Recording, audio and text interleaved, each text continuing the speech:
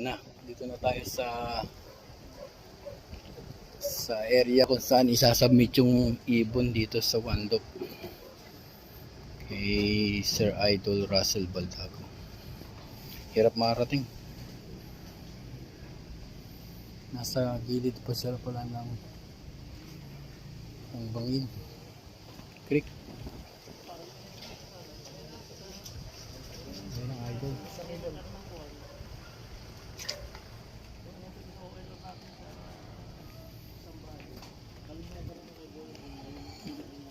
Sa mga ibon entry. Yung dam ng para, nakikita yung barako yung barako na galing kay Mon. Dapat yung 99. Yeah.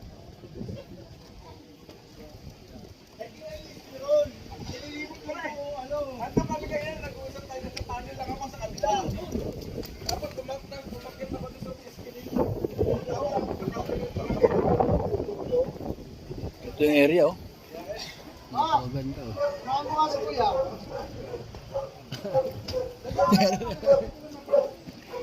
Ayan ang idol natin oh.